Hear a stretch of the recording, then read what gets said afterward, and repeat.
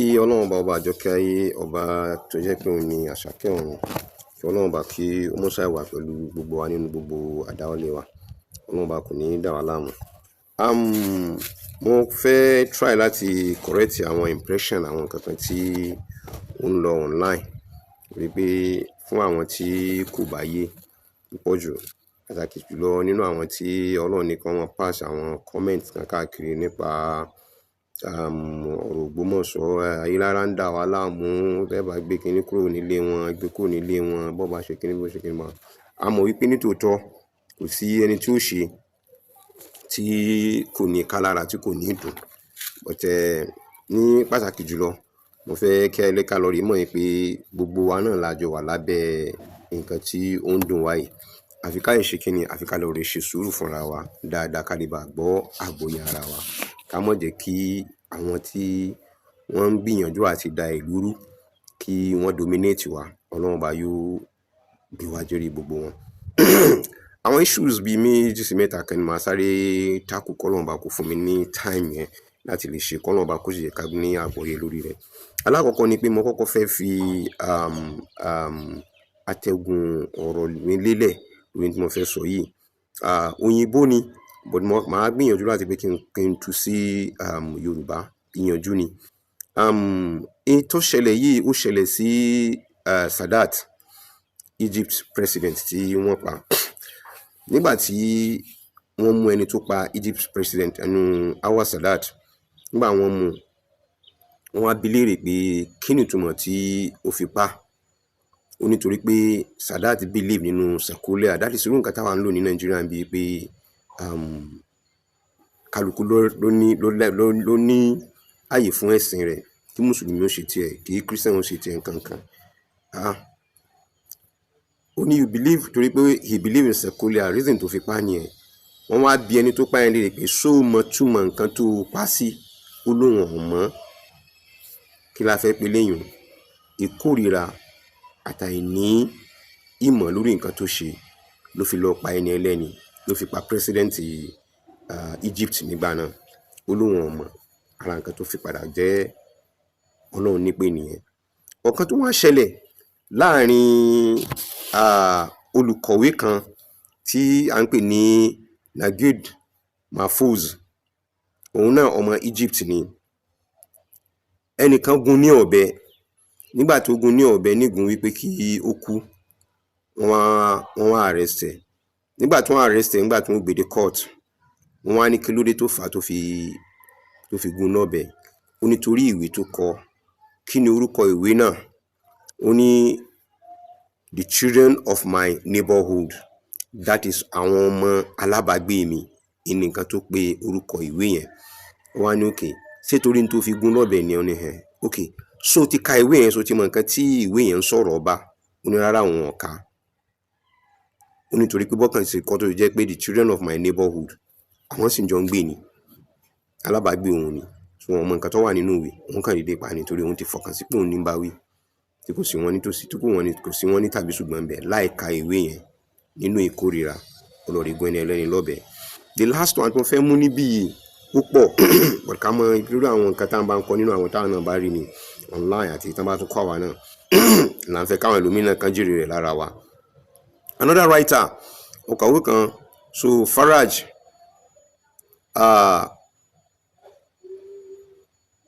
ó pa èèyàn àbí wọ́n pa ẹni tó pa nígbà tí wọ́n bi léèrè pé kí ló pa tó fi pa Faraj ó nítorí pé kò jẹ́ ẹni tó ní ìgbàgbọ́ kò jólóòtọ́ ìwé lòun náà ń kọ lọ́wọ́ àgbà kò jólóòtọ́ ìtumọ̀ wo ló fi mọ̀ wípé kò jẹ́ olóòtọ́ ó ní nínú ìwé tí ń kọ wọ́n wá bi léèrè pé nínú ìwé tí ń kọ yìí èwo nínú rẹ̀ ló ti kà ó lóun ò tí ì ka ọ̀kankan nínú ìwé rẹ̀ ó ka ọ̀kankan nínú ìwé ẹ̀ ó dẹ̀ wá rí pé the best thing tó lè ṣe òun náà ni pé kí ó pa láì ka ìwé rẹ̀. So ní tí mo sọ yìí lóyìnbó ni nǹkan tó pọ̀ gan ni tó gùn ni but mo wá assure wa wípé pẹ̀lú ògo Ọlọ́run after this the video ẹ rí nínú comment section máa post àwọn ọ̀rọ̀ yẹn completely fún ẹni tó bá fẹ́ lẹ́kọ̀ọ́ nínú rẹ̀ á fi ní ẹ̀kọ́ níwọ̀nba tí Ọlọ́run bá fẹ́ kọ́ wa. So wọ́n á ń sọ níbi ìparí rẹ̀ pé ìkórìíra tẹ rí yìí kò kí ń kọ́yàn lẹ́kọ̀ọ́ gidi, torí pé ìkórìíra gan kì í tiẹ̀ jẹ́ kéèyàn ó gbéra láti pé yóò wá ẹ̀kọ́, torí pé ẹni tó yẹ kó kọ́ ẹ lẹ́kọ̀ọ́ nígbà tó bá kórìíra rẹ̀ kí ló fẹ́ kọ́ lára rẹ̀. Torí náà ká yọ ìkórìíra. Kò sí nǹkan míì tí mo bí ìkórìíra bí kò ṣe wípé àìlágbọ́yé ní fa nǹkan tá a fi ń pè ní ìkórìíra. Torí pé téèyàn ò bá ṣọ́ra èèyàn ó ti fọwọ́ ara rẹ̀ yóò ti fi ba nǹkan ara rẹ̀ jẹ́ nínú àìní àgbọ́yé àti ìkórìíra. Ibi tí mò ń lọ gangan níbí ni pé ọ̀pọ̀lọpọ̀ nínú àwọn èèyàn wa tí wọ́n ń sọ̀rọ̀ nípa ohun tó ń ṣẹlẹ̀ nílùú Ògbómọ̀ṣọ́ nípa ọ̀rọ̀ imams, ó ṣe pé wọ́n bú Christian, wọ́n bú Christian, wọ́n ṣe kíní. Ẹnìkan pè mí níjọ́ tí ẹnìkan ṣe fídíò jáde tí wọ́n sọ pé ó gbé ọ̀rọ̀ tó sọ kò dáa kíní kankan mo ní no. I will not react on it. Wọ́n pè mí seriously nígbà wọ́n pè mí mo ń láti share thought mi pẹ̀lú ẹnìkan, àjọ jókòó àjọ wo fídíò yẹn. Nígbà tá a wo fídíò yẹn mo lu onítọ̀hún lọ́gọ̀ ẹnu, mo lọ́rọ̀ gidi ló sọ náà. Mi ò rí nǹkan tẹ́ fẹ́ kí n fún lésì sí, àfi àwọn àtúnṣe díẹ̀díẹ̀ tí ẹ̀kan lè sọ fún, àlàyé ló kù tí ẹ̀ lè ṣe, kìí ṣe èsì ọ̀rọ̀. Ní tí ń ṣẹlẹ̀ l'Ógbómọ̀ṣọ́ ní ìsìn tí kò ní pé mo fẹ́ fún lágbára lésì ọ̀rọ̀ rárá. Tí wọ́n bá sọ ọ̀rọ̀ àlàyé ló kù lórí pé n tó sọ yìí kò rí bẹ́ẹ̀ o, àlàyé nìyí ò bó ti ṣe rí nìyí. Tá a bá ti ń dòǹdó pé màá fún ọ lésì ọ̀rọ̀ ó ti ń dìjà nìyẹn. Orí rẹ̀ ọ̀dà kíní kan ò ṣe tán máa ń bèèbú, a ò lè yanjú nǹkan tó wà ńlẹ̀ yìí. Àwọn tí à ń sì ń bá po nǹkan tẹ́ wà nígboro kò sí nǹkan míì tí wọ́n fẹ́ ju wípé kọ́mọ tán lẹ̀ lọ, ẹ máa búra yín, ẹ máa jà, kọ́mọdé ò bá dogun tó gonú, kó bá dìjà kó dìjà, ìwọ̀n wọn bá kálẹ̀ káàkiri. Lábẹ́ bẹ́ẹ̀ ni olólùfẹ́ wa kan ló ti fi fọ́nrán kan ránṣẹ́ sí wa wípé tí èmi gbé ti sọ̀rọ̀ mi ò jiyàn pé mi kọ́ ni mo sọ ọ̀rọ̀ yẹn nígbà tá a fi sọ̀rọ̀ wípé wọ́n ṣe àdéhùn fún wa wípé wọ́n bá wa tu ọ̀rọ̀ rí tọ́rọ̀ lóì tó fi ní dogun. Àwa náà ṣiṣẹ́ tán láti fẹ́ jáde gbogbo time yẹn. Yes, exactly nǹkan tí mo sọ ìbò ṣe ṣẹlẹ̀ gbogbo time yẹn ni fún àwọn tó bá jó lódùdú tán bá wà pẹ̀lú wa. Àyàfi bó tilẹ̀ jẹ́ pé lẹ́yìn ọ̀rẹ́ yẹn padà tún discover pé àwọn èèyàn wa náà lórúkọ ẹnu náà ni pé a ò sí, kọ́nà ọba kó tún gbogbo wa ṣe. Lọ́jọ́ náà lọ́hùn mo rántí wípé kò tíì sínú pé ń jáde nínú fídíò báyìí. Tẹ́ bá lọ rí gbé fọ́tò mi AI, tẹ́ bá lọ rí gbé I just want to know ẹni tó ṣerú nǹkan báyẹn kò bà mí lẹ́rù. Ní tó bá fi tánìṣe méjì mi nìmi gan kan mọ nǹkan tí máa kàn ṣe lórí rẹ̀, torí pé ẹni tó bá ṣe lórí ilé ìbọn tí ẹ gbé déwájú ẹni tó gbé ṣerú fídíò yẹn wọ́n gbọ́dọ̀ gbé jáde, torí àwọn nǹkan míì tí wọ́n sọ níbẹ̀ yẹn tí mi ò sọ do èyí tó jẹ́ voice ti tèmi ẹ kẹ́ ẹ mọ Zubairu Muhammed Taofeek mi ò kí ń sọ̀rọ̀ kí n sọ fún mi pé mi ò sọ. No ọlọ́mọ ṣe tèmi bẹ́ẹ̀, mi ò kí ń sọ̀rọ̀ kí n wá sọ fún mi pé mi ò sọ. Nítòótọ́ mo sọ ọ̀rọ̀ yẹn nígbà náà collectively nígbà náà wípé kì í ṣe pé mo dédé sọ lásán, kódà àtúnṣe níwèé tá a torí rẹ̀ tá a fi jó girigiri, tá a fi jó láàmì, tá a fi lọ sáàfin. A sì bá àwọn bàbá wa kọ́ náà bá kó tó bàbá wa lọ́rẹ̀ ẹ̀mí wọn, bá àwọn bàbá wa rẹ̀ àgò níjọ́ náà àti gbogbo àwọn olóyè wọ́n sì gbà wá tọwọ́ tọsẹ̀, wọ́n gba ìwé tá a kọ wípé báwo ló ṣe jẹ́, àní báyìí wọ́n fẹ́ dàlúrú ní àgbà nǹkan kan ẹ ní sùúrù ẹ̀ ní bínú. A ti fẹ́ ní ọba, tá a bá ti lọ́ba pẹ̀lú ògùn ọ̀nà it's going to be the first thing tó pé káwọn bá kan bá wa treat tí ò fi ní sínú pé a fi rí ogun ní ìlú, torí pé àwọn yìí náà ti gbìyànjú tí àwọn kan tí wọ́n pera wọn lórúkọ pé mùsùlùmí ni wọ́n, pé àwọn gan náà ni wọ́n ń da ìlú rú tí wọ́n jẹ́ kí ọ̀rọ̀ yìí kan yanjú. Ilé bàbá wa Ààrẹ Àgò ó dín tí kálukú ń pòyì ńgbà náà bíi Jerusalem àti Mecca ní nígbà náà tí wọ́n mọ̀ pòyì tá à ń lọ, báwa náà sì ń lọ bẹ́ẹ̀ làwọn náà ń lọ tí kálukú lórí pé bí lóògbé ti sa báwọn kan sì ń lọ tán lórí dọ̀bálẹ̀ bẹ́ẹ̀ làwọn kan sì tún gbóúnjẹ lọ. Nígbà tó lóhùn sí pé kébi ọ̀pá bàbá wọ́n sì ń gbé wá náà ni bàbá ń sọ pé ẹ mọ gbé nǹkan yín jáde mi ò fẹ́ láti ká yanjú nǹkan tó wà nílẹ̀ kọ́ lọ́wọ́ bá kọ́ bá wa yanjú ẹ̀ títí tó fi di pé a lọ kóòtù fi padà gbé àwọn Sọ̀yìn council lọ sí kóòtù. Gbogbo voice note táwọn eléyìí ń ṣe is outdated, torí pé nǹkan tá a kọ níjọ́ náà lọ́lọ́run tó fi ní kó tún assist wa lórí ọ̀rọ̀ Animashaun nígbà tó ń gbé Animashaun, torí ìwé tá a ṣe nígbà náà ó jáde káàkiri, ó lọ sọ́dọ̀ commissioner of police, ó lọ sí governor's office, ó lọ sí special adviser on Islamic affairs àbí special adviser to governor on Islamic affairs, religious affairs, gbogbo rẹ̀ á pín káàkiri nígbà náà tí mọ́ Òṣogbo kò síbi tí a ò pín gbogbo ìwé yìí lọ. So gbogbo nǹkan gbé wá ní ìsìn wọ́n kàn wọ́n àkàlà pé ẹnìkan fẹ́ dá wàhálà lẹ̀, forget it. Ẹ rò pé ẹ rò pé bóyá ẹ lè rope mi pẹ̀lú nǹkan tó wà nílẹ̀ nísìn. It is outdated. Nǹkan tá a ti kọnu reason tí mo fi padà lọ rí nígbà náà gẹ́gẹ́ ṣe pé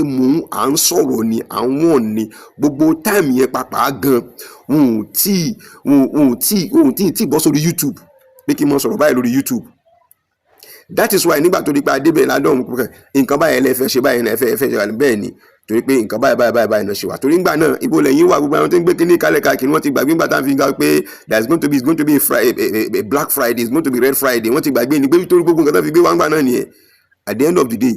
nàbà ní ká lọ resign nígbà náà lábàá fi lọ resign nígbà náà wípé we are going to remove Yunusa lawfully, not forcefully. So gbogbo ẹni tẹ́ ẹ̀ ń sẹ́ gbé nǹkan tẹ́ ẹ̀ ń sẹ́ ń gbé tẹ́ ẹ̀ àtàṣe gbó fọ́tò mi tẹ́ ń gbé kíní kálẹ̀ káàkiri. All I just discover now ni pé ọ̀pọ̀lọpọ̀ ní ìsìn pẹ̀lú condition Nigeria ní ìsìn ebi ti wà níta, ọ̀pọ̀lọpọ̀ fẹ́ fi lọ́ba níkà wọ́n fẹ́ fi jẹun ni. Ẹ rí i pé ní ìsìn tí wọ́n bá ilé jáde kí wọ́n bú mi tẹ́ bá ní ká mọ́ sọ̀rọ̀ Yunusa mọ́ ẹ pé kí Yunusa kó kó lórí àpèrè kẹ́ wá wo ti content mi tí ó bá continue àbí kò bá ní continue because it's endowed.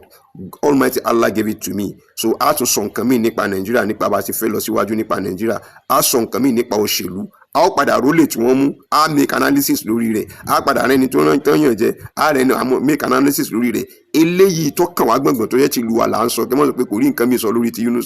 Yunusa lọ. I can say more torí ti Yunusa is more harmful than anything torí pé wọ́n ní tígi bá wó lugi tòkèrè lákọ́kọ́ gbé bí wọ́n sì ní bí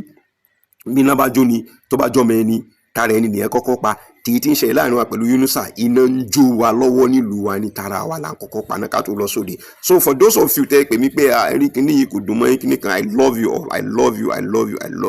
Ọlọ́run ọba yóò bá mi nífẹ̀ẹ́ yín náà dáadáa. I so much love you torí pé ìfẹ́ náà lẹ́ni sí mi kò sábúrú nípa nǹkan tó gbé jáde yẹn. We want to know who bring it out. Ẹni tó gbé jáde wọ́n padà trace ẹ̀. Wọ́n bá gbé jáde ẹni tó gbé jáde wọ́n padà trace àwọn tó ṣe kíní yẹn so máa padà tún wá mú àwọn náà ni because it is against the law. To gbogbo nǹkan wí it is something that is gone. Lórí ibi tán wà yẹn fọ́tò ibi tán gbé ti àwọn fọ́tò kan bẹ tí wọ́n lò níbẹ̀ yẹn tó pé fọ́tò àwọn fídíò kan tí mo ti ṣe sẹ́yìn ni tó yẹ jẹ́ pé ọ̀rọ̀ tí mo sọ yẹn gan-an mi ò tí ì ṣe fídíò yẹn tí mo ti fi sọ̀rọ̀ yẹn sẹ́yìn. So Ọlọ́run ọba yóò kọ́ wa kò sí nǹkan kan tí mo shake nínú anything tí mo bá sọ because I am optimistic sure of whatever I am saying. So nípa ti ẹni tó sọ̀rọ̀ wípé tí wọ́n bá fẹ́ gbé kó nílé ayélujára kalẹ̀bà nísìnyí mo kàn fẹ́ kí gbogbo akálọ̀rí mọ̀ wípé ara ló ta wọn ẹ̀ sì gbọ́dọ̀ jẹ́ ká fi ṣe ìbínú pẹ̀lú wọn, understanding ni kò sí pẹ̀lú wọn. Gẹ́gẹ́ bí nǹkan tí mo sọ síwájú lágbájá kọ̀wé ìwé rẹ̀ yìí ń mímí nínú a ò bá bira léèrè pé sáà ti ka ìwé yẹn wò, tá a bá ka ìwé yẹn wò ó lè ṣe pé ìwé yẹn gbọ́n pé pàwọn náà ló padà wá favour. Láti ìgbà tí àwa yìí ti ń sọ̀rọ̀ ìrùpá ti sọ̀rọ̀ against Christian rí ìsìnjọba pé tí sọ̀rọ̀ ní against oníṣẹ̀ṣe rí gbogbo ń tá a mọ̀ sọ ní gbogbo ìgbà náà lórí pé kálíbà wà níṣọ̀kan ọ̀rọ̀ Ògbómọ̀ṣọ́ là ń sọ ní gbogbo ìgbà. But àwọn tó ń jáde ní ìsìn tó ń sọ pé wọ́n bá fẹ́ gbé kó kan gbé kó ṣe báwọn yìí gan náà fúnra ara wọn tó ń pariwo ní ìsìn ṣe báwọn gan náà ń bẹnu àwọn tó ń pan Yunusa kálẹ̀ káàkiri ìgbà náà. Gbogbo ìgbà tí Yunusa fi ń bú wa tí fi ń ṣe ogun tí ń bú tí fi ń ṣe gbogbo wọn yìí náà ń ṣe fídíò tán fi ń bú lọ́ba ní kànáà ọ̀hún wọ́n ti gbàgbé ni so soon. But nígbà tẹ́lẹ̀ ibi tó padà lórí já sí nígbà àwọn tá a ṣe Kedu Carnival wọ́n ti lérò pé àwọn ni wọ́n wà front wọ́n sáré síwájú àwọn ni wọ́n mọ̀ ya fídíò káàkiri wọ́n mọ̀ pé àwọn làwọn wà wájú nígbà tí kò ṣeé ṣe táyé ti mọ̀ wọ́n pé wọn ò ṣe ti tọ́ba wọ́n gbá wọn dànù àkúkú sínú kọmitì ìmígun gbé kámẹ́rà sókè tábà pé gbogbo tẹ fẹ́ wí náà nù lọ́ba ní kansari kiri tó ní tó fẹ́ mọ̀ ṣe content creator ní tó fẹ́ mọ̀ fi make. Thank God nobody see where I carry camera like this. Ní tí mo ṣe because tí mo dojúkọ ni mo dojúkọ in tá a fẹ́ kó ṣẹlẹ̀ yìí sì ti ń ṣẹlẹ̀ à ń fẹ́ àlàáfíà fúlù láti pé kí òlu ọmọ ní àgbéga à ń sì fẹ́ kọ́ mọ́ ọ lọ. So other people if they are doing it we have to support them and tell them well done keep it up in tá a fẹ́ pẹ̀lú everybody nìyẹn. So that lórí mọ̀ lẹ́kọ̀ọ́ just because you did not read the book in order to get the content in it kẹ́gbọ́n nǹkan tó wà nínú rẹ̀ hatred oh you hate me completely o ti rí nugo o ti rí mùsùlùmí. That is it. You hate immediately. You hate me. Alágbájá ò fẹ́ràn Yunusa and you did not sit down to find out kí ni nǹkan tí ń ṣẹlẹ̀. Ìlódélẹ̀ nísìn ló bú Christian yẹn nísìn. Ara wọn ń gba ẹ̀ta. Ẹ̀yin Christian ẹ forí jì mí kí pé mo sọ fún yín pé nǹkan tó ṣe dáa. I hate what he did. ẹ̀yin náà dẹ̀ mọ̀ pé mo hate nǹkan tí ń ṣe because I was the first person to come out. In tó fà tí mi ò fi ti sọ̀rọ̀ lórí ẹ̀ tí mo fi ní sùúrù púpọ̀ jù ni pé ẹ máa sọ pé mo ti ń front jù mo wo àwọn yòókù tó bá yẹ pé ní tòótọ́ tó máa ń wà láàfíà fún lù ó yẹ kí wọ́n ti jáde náà, ó yẹ kí wọ́n ti jáde 9-10 lé lórí kọ́mọ̀ wulẹ̀ sí yẹn nìkan gan. Àwọn àáfàá àti Yunusa tó bú tó sọ sí àáfàá látàkì lò wípé bí àwọn ò ní làákàyè ká mọ́ tí ì rí kankan nínú wọn tó ti jáde tó fi sọ fún pé ìwọ ló yà ní làákàyè. So that is it. Ara ní máa gbà mìta pẹ̀lú gbogbo bọ́n ṣe máa sọ̀rọ̀ tó bá ti sọ̀rọ̀ tó bá ti búùlù ara ọgbà mìta ìgbárata ẹni mo fi mọ jáde mo fi mọ ní lára mi fi mọ gbóná sọ̀rọ̀ pé àwọn èèyàn they took it to be pé mo take it personally ni ó jẹ́ kí n dákẹ́ for sometimes láti pé ká mọ̀ wò àwọn tán ní ká dákẹ́ ká mọ̀ sọ̀rọ̀ ẹbí wọn léèrè pé kí ni àwọn wá ń sọ kí ni wọ́n ṣe lábẹ́nú àwọn òpùrọ́ ẹ mọ̀ ẹ dákẹ́ mọ̀ sọ̀rọ̀ à ń ṣiṣẹ́ lábẹ́nú irúṣẹ́ ò lẹ́ ń ṣe lábẹ́nú tá a rí tí èéfín rẹ̀ tí kò hù jáde tẹ́ ń kan àwọn èèyàn jáde torí pé àwọn tòun náà sì tún lóyìn pé wọn ò fẹ́ ká mọ̀ sọ̀rọ̀ kán lè bá a mọ̀ rí bí operate ṣé nígbà tá a sọ̀rọ̀ lẹ́nu jọ́ mẹ́ta àbí jọ́ mẹ́rin nísìn ṣé bí wọ́n ti gbé Yunusa jáde nísìn tán ti ń gbé lọ sọ́dọ̀ àwọn Christian tán ti lọ rí fi bẹ́bẹ̀. Where are you? Wọ́n bú gbogbo àwọn àfa wa pátápátá ní gbogbo wọn afalata kí ni gbogbo àbí wọn lórí lọ́nà òní làákà àwọn náà lórí tú àyà yẹn lé lórí. Ẹ̀yin Christians ẹ dákun tó Ọlọ́run bẹ́ẹ̀ ṣe fẹ́ bínú ẹ tó bínú bẹ́ẹ̀ ṣe ń bínú lọ́wọ́ náà ló yẹ káwọn mùsùlùmí náà mọ bínú lọ́wọ́ torí pé ó bú àwọn àgbààgbà mùsùlùmí kò spare anybody kò sẹ́ni kankan tó spare. Aside from that tó ń tipó ṣiṣẹ́ bẹ́ẹ̀ jọ́ kejì tó ti bú àwọn Christians yẹn náà ti bẹ̀rẹ̀ sí máa rí àwọn tó ti gbé jáde tán ti ń lọ sọ́dọ̀ àwọn àgbààgbà Christians kan tán ti ń lọ rí bá bẹ̀bẹ̀. So ẹ má blame wọn tán bá ní wọ́n ti gbẹ̀bẹ̀ rẹ̀ torí àwa expect wípé bó ti ṣe ṣẹlẹ̀ yẹn ká ti rẹ́ nìkan tí ó ti gbé petition jáde. Wallahi ta'ala I will be one of your witness. I will be principal witness. Pẹ̀lú àwọn videos kan mo lè fi support in tí ń ṣe ní against the Christians. Ó lọ rí ẹjọ́ lọ́dọ̀ Ṣèyí Mákindé now. Ṣèyí Mákindé is a Christian now. Ṣèyí Mákindé approve mọ́tò kẹgbọ́n gbé mọ́tò fún now. Ọ̀dọ̀ Malam ń lọ sọ́dọ̀ Malam kódà ó ń lọ rí ganu síbi òkú wọn. Akálà kú ó lọ rí ṣe fìdáò fún wọn. He didn't see that as ọ̀rọ̀ Christian àbí or no Christian. Hútúbà tó ṣe lórí Mumbai tí ń fi kí àwọn oníṣẹ̀ṣe ẹ ṣeun gidi gan ẹ̀yin oníṣẹ̀ṣe lẹ́yìn ìgbà tó ti bú gbogbo wọn tán nítorí ẹ̀sẹ̀ wá ń kí wọn pé wọ́n ṣe gbógun tí òun bóun ṣe ń ṣe báyìí àwọn ẹni wọ́n ń pè wọn lórí fóònù làwọn pẹ̀lú wọn jọ ń sọ̀rọ̀ lọ́jọ́ ń sọ gbogbo nǹkan táwọn fẹ́ ṣe pẹ̀lú wọn. He has been saying all these things. Àwọn tó oníṣẹ̀ṣe òun gan nígbà tó blast wọn tó bú wọn tó ṣe everything ibà wọn tán gbé kálẹ̀ káàkiri náà tó padà lórí gbé bá wọn nítorí tán lórí ibẹ̀ wọn ibi ló fi di pé wọ́n bá dákẹ́. Àwọn tán ní ká wá protect ààfin tán ní ká wá protect tradition wa nílùú Ògbómọ̀ṣọ́ tọ́jú àwọn guards wa tọ́jú àwọn vanguards wa ta ní láti mọ protect ìlú. Nígbà tán délẹ̀ wọ́n kọ́kọ́ ṣe bí ẹni pé tòótọ́ ni hihihi a ò ní gbà ẹni tó bá fẹ́ useless ìlú wa a ò ní gbà fire for fire ní kíníkan for kíníkan ni. Ìgbà tó tóbi ijọ́ mélòó nìsín wọ́n invite àwọn tó fẹ́ invite lábẹ́ nínú wọn kò sẹ́yìn kan tó gbọ́ nǹkan kan mọ́ náà ibi ló jẹ́ kó máa operate bó ṣe bẹ̀rẹ̀ sí máa operate. But nǹkan tí mo fẹ́ kẹ́yìn Christians kẹ́ lọ rí mọ̀ ni pé the guy is building himself. He's building himself and he's really building it. Torí tẹ́ bá wò òun gan lo mọ́tò táwọn olówó rẹ̀ ò lò. Security tí ń bá òun kálẹ̀ káàkiri àwọn olówó rẹ̀ ò lórú rẹ̀ rí láyé wọn. Àwọn tí wọ́n ń gbé kálẹ̀ káàkiri tán náwó lé lórí nígbésí ayé wọn ò lórú rẹ̀ rí. Àgbà tí Yunusa dé làwọn náà tó bẹ̀rẹ̀ sí mọ́ láwọn bouncer lára wọn pé kọ́ mọ́ tẹ̀lé wọn káàkiri. What sort of life is that? So gbogbo à ń gbọ́lọ́pàá káàkiri pẹ̀lú different type of security tí ń gbé kalẹ̀ he is building his tentacles, he is building it.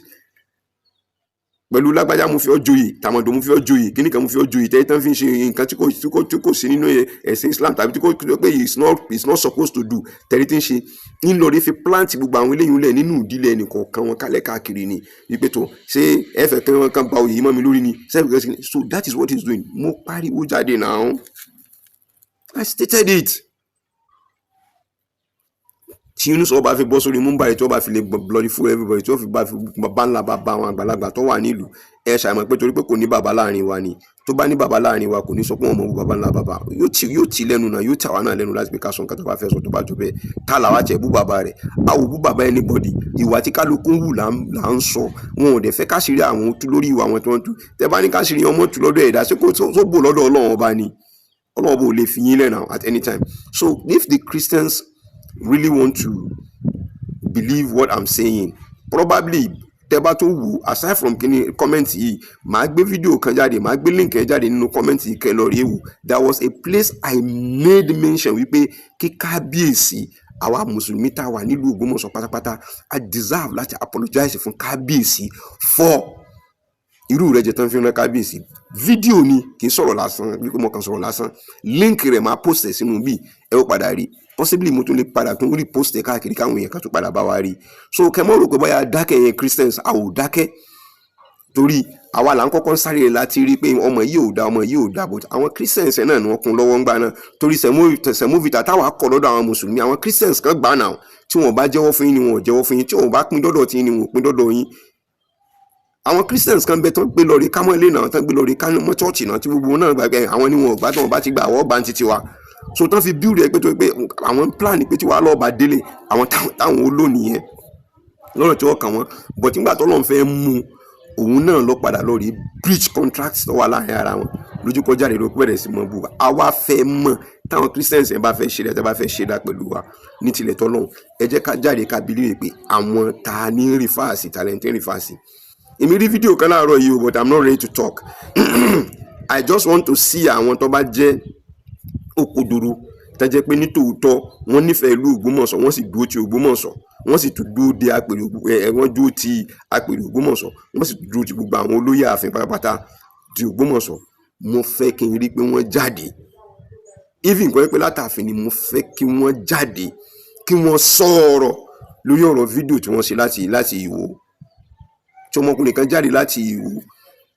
ó blast gbogbo àwọn olóyè ààfin gbogbo, ó tiẹ̀ sàwọn yọ ni ó dàbẹ̀ nípa àwọn bíi 5 lọ́kà jáde tó ní òun rí fásí wọn. Ẹ dákun torí Ọlọ́run, tí kì í bá ṣe pé àwọn kan náà bá ń kun lọ́wọ́ nílùú Ògbómọ̀ṣọ́, báwo lẹ́nìkan ó ṣe wà ní odidi Ìwó ọmọ kékeré for that matter less than 40 years kó wá mọ̀ pẹ̀lú àwọn olóyè wa láàfin kọ́ mọ̀ pé gbogbo wọn lọ́kọ̀ọ̀kan, kọ́ mọ̀ pé wọn lọ́kọ̀ọ̀kan páwọn ni wọ́n ń dà lóru. Sincerely speaking, so àwa dákẹ́ ká wo gbogbo àwọn so-called bloggers. Mo rẹ́nìkan ìmọ̀ ó dàbí ẹni pé nìkan náà mo kàn rí náà online tí ń sọ pé ẹ̀yin blogger Ògbómọ̀ṣọ́ ẹ̀ ń fi wá pawó ni. Yes, wọ́n fi wá pawó ni. Ẹ̀bá lémi náà wà nínú àwọn tó ń fi wá pawó ni. Kálálẹ̀ ìlú Ògbómọ̀ṣọ́ kọ́ mọ́ bí mi léèrè lápẹ́ torí nǹkan tí mo fi ṣe nìyẹn. But àwọn èèyàn fi wá pawó ni, wọ́n ti wà pẹ̀lú wọn tún wá síbi ibo la fẹ́ gbámú nínú yín. Ẹ ń ṣe díẹ̀ pẹ̀lú wọn, ẹ ń ṣe díẹ̀ pẹ̀lú wa, ibo ẹlẹ́wà pẹ̀lú kábíyèsí. Even you as a Christian nígbà náà kò sí kankan nínú tó jókòó sí kábíyèsí as a Christian. Ǹtẹ́ dúngbà náà nípa ẹ̀kan takú ni. Ǹtẹ́ kábíyèsí nù ẹ̀ ṣe dá ẹ mọ́ rẹ̀ yàn jẹ ẹ mọ́ ṣe kìíní sẹ́. You also do it. Ẹ ti gbàgbé ni, wọ́n ti gbàgbé so easily. Wọ́n ti ọjọ́ ọ̀rọ̀ ẹ̀mí ọ̀rọ̀ ó gùn ju ẹ̀mí ẹni tó sọ lọ. Ẹ kọ́ that time ẹ̀ tún àárín yẹn ṣe tó fi wá débi fún ọkọ olórí best story Christians. I so much like what he did, torí pé àwọn tí wọ́n support nínú àwọn Christian yẹn náà wọ́n lè mọ̀ wípé kì í ṣẹni téèyàn lè support.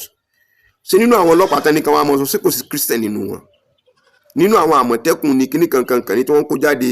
àmọ̀tẹ́kùn ní civil defence ní nǹkan kan tí wọ́n lò, ṣé kò sí Christians láàrin wọn tó fi wọn blast wọn? Ẹ wo ọ̀rọ̀ tó sọ sí bàbá Adégbóyè ńgbà náà náà. This same guy nígbà náà mo ti expect pé káwọn èèyàn kan jáde sí nígbà tó fi sọ̀rọ̀ burúkú sí bàbá Adégbóyè tó fi sọ̀rọ̀ sí kábíyèsí. I don't want to mention what he said. It's like bẹ́ẹ̀ ìgbà tí mo ń kun lọ́wọ́. Go and check all his videos kẹlọ́ mo bá ṣe ti delete it. I think we still have some that we can put, but kì í ṣe ta lè gbé síta gbangba báyìí. Àfẹn tó bá request fún la lè fún kókó gbà kó wù kó rí nǹkan tí ń ṣẹlẹ̀ torí pé tọ́jú ọ̀rọ̀ bá dárí nǹkan tá a fẹ́ present. Ẹ gbọ́rọ̀ ọ̀rọ̀ tó sọ sí bàbá Adégbóyè, ẹ gbọ́rọ̀ ọ̀rọ̀ tó sí kábíyèsí láti ìgbà náà. Is kábíyèsí not a Christian? Baba Adégbóyè is not a general overseer. Eléyìí ló ẹsẹ̀ wọn ń ká wa lára. This is high time for us. Tó wá pé ní tòótọ́ la bá fẹ́ ṣe kínní bí àwọn èèyàn wa bọ́n ṣe common tó ń ṣe pé ó easy fún wọn láti pé kán lọ rí mọ́ competition against èèyàn kán gbélé tó ń ṣe kalẹ̀ nígbà tó pé nǹkan tó ń mọ̀ ṣe nìyẹn. If you can do that torí pé wọ́n ṣe títí wọ́n ṣe dominate everywhere including the DSS. But mo rí fídíò kan rí tọmọ kan sọ wípé ẹ̀yin tó pé kán gbélé wọ́n ń gbé wọn lọ wọ́n padà dé ẹ mọ́ retí ọjọ́ kan bọ̀ tí wọ́n wàá gbé ẹ̀yin náà tẹ̀ ní padà wálé mọ́ kì í sàtìmọ́lé wọ́n ó gbé yín lọ síbi tẹ̀ tún ní jáde mọ́ ni èyí ń nu sàárè pé téèyàn bá lè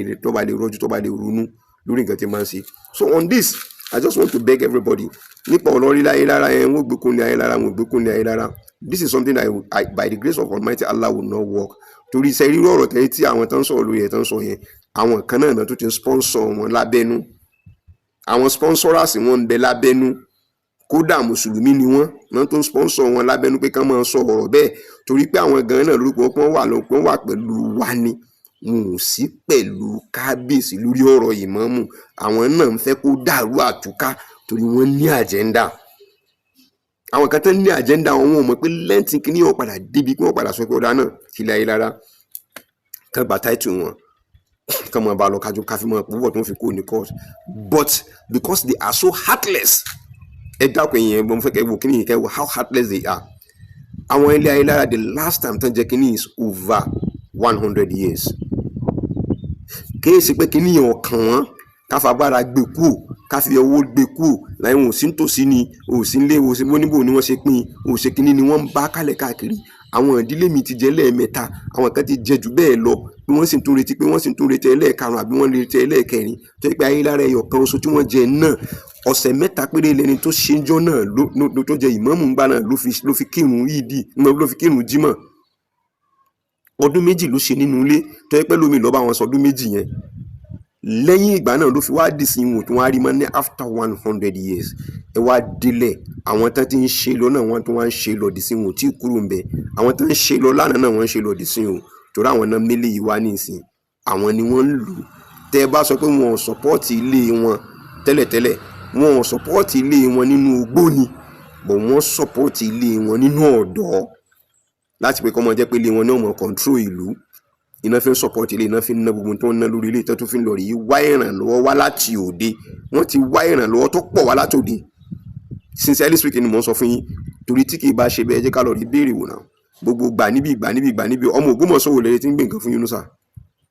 Ọmọ Ògbómọ̀ṣọ́ wò lẹ́yìn tí ń gbé nǹkan fún òkè tábà ni wọ́n bá gbé fún ẹ jẹ́ ká béèrè pé ṣé àdúrà náà ní í ṣe fáwọn tó ń ṣe fún náà fi ń gbé mọ́tò fún àbí ṣé torí pé ó mọ èébú bú náà fi ń gbé mọ́tò fún.